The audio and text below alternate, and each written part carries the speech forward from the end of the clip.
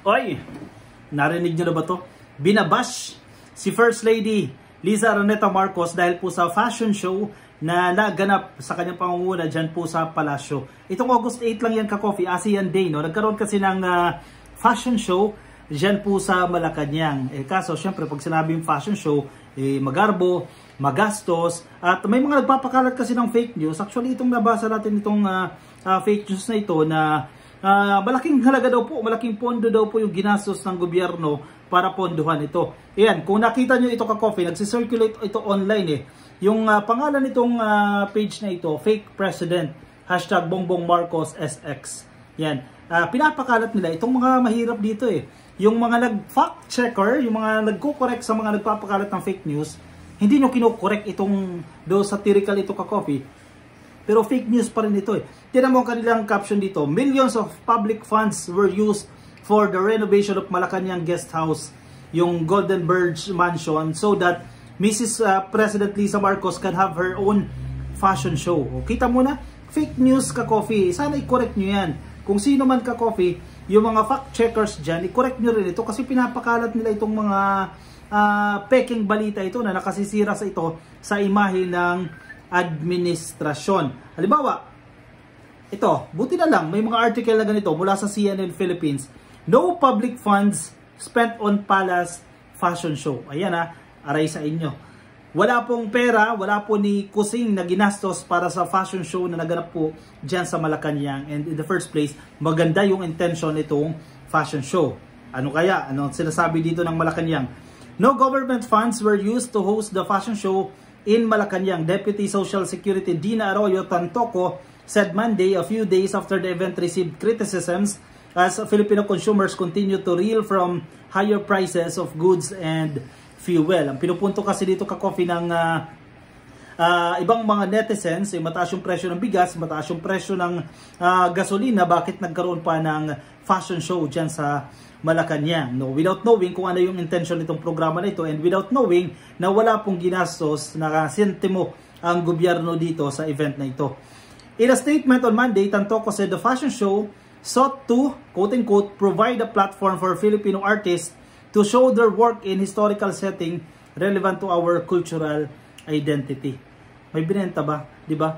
I-suporta ito ka-coffee sa mga Filipino artists natin, sa mga Filipino designers natin. Pagbibigay ito ng suporta sa kanila para lumikha pa sila ng maraming mga obra na pwede nating ikalakal, ibenta, hindi lang dito sa Pilipinas kundi sa ibang bansa na reflection din po ng ating kultura. In short, makatutulong ito para sa bansa. Hindi nila nagigets yung intention nitong mga ganitong klase ng event. Actually, isa nga sa pinupush ng administrasyon ngayon, yung creative industry, di ba? Isulong natin kasi matibay itong industriya na ito. Napakaraming mga Pilipino ang mahuhusay na artist, very creative. Ang problema, hindi nasusuportahan ng gobyerno previously, no? Ito nga, itong mga activities na ito, nabibigyan sila ng platform, nabibigyan sila ng chance. Sige, showcase ninyo yung inyong mga likha para makita ng mga tao, no, at mabili ang inyong mga produkto at ma-export ito, madala ito sa ibang bansa. Sobra na ang supply natin dito sa Pilipinas, dalhin na ito sa ibang bansa. Ang importante, nabibigyan po ng platform ang ating mga local artists na i-expose, ipakilala ang kanilang mga sarili at ipakita sa sambayanan, ipakita sa publiko ang kanilang mga obra. The fashion show, dubbed as Isang Pilipinas, ang ganda nga ng mensahe nito One Philippines, was led by First Lady Liza Araneta Marcos. Nito lamang po yung August 8, dyan po sa Golden Bird Mansion, located inside the Malacanang compound. It featured the designs of Filipino designer Michael Leyva.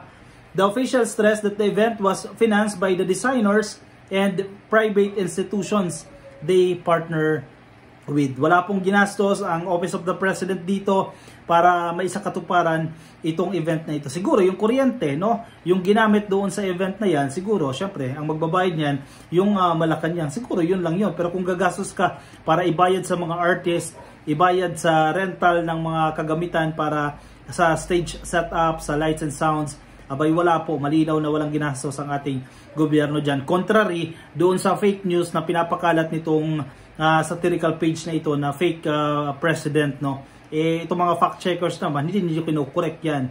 Kahit satire yan ka-coffee, marami pa rin po ang naluloko nito. Marami pa rin po ang naniniwala dito.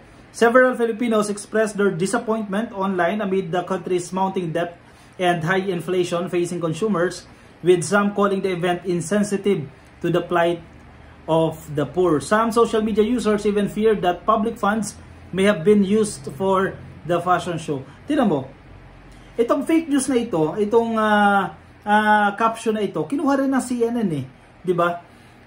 Millions of public funds were used for the renovation of Malacanang guest house so that the Vice President Lisa Marcos can have her own fashion show. Diba? In a post of social media X platform previously known as Twitter, saan na yun?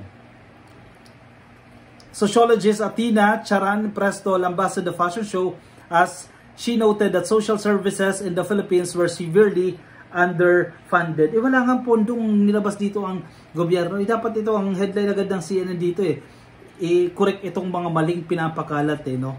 Kaso napasama pa dito sa balitang ito. Yung iba kasi talaga ma-highlight lang talaga basta ikasisira ng administrasyon. Kahit minsan maganda yung intention, abay negatibo ang labas niyan. Alam mo na, ka-coffee, walang gagawing maganda ang ating administrasyon sa mga taong ito. Kahit maganda ang gawin, maganda yung intention, pangit sa kanila yan dahil sila lang ang magaling at sila lang ang tama.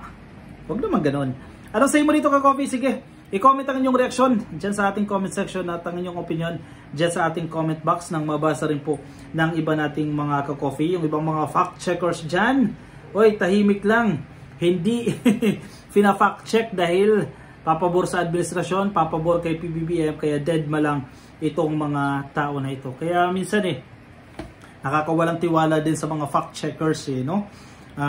Confidence sa mga sarili nila na fact checkers sila, pinipili nyo lang yung inyong fina-fact check. Kaya minsan nakakatikim din itong mga to sa mga government officials Halimbawa, yung may isang statement si PBBM sa kanyang SONA, no? Yung ranking ng Philippine universities, may mga fact checkers dyan na napahiya sa CHED. Binara sila ng CHED dyan kung ano yung mga basis ng sinabi ng ating presidente. Kasi runong-runungan din yung ibang mga fact checkers tingnan natin, i-acknowledge natin kung maganda yung intention, maganda yung programa, purihin natin kung mali naman yung programa, syempre maging pantay din tayo doon, ka-coffee. No? Hindi yung laging negative, puro bad news lang yung inyong ginagawa. Sige, kung yan po ang inyong business, ang siraan ng ating administrasyon, good thing, may mga tao rin naman na tumutulong para iangat naman yung ating administrasyon. Pasensya na kayo, ka-coffee. No?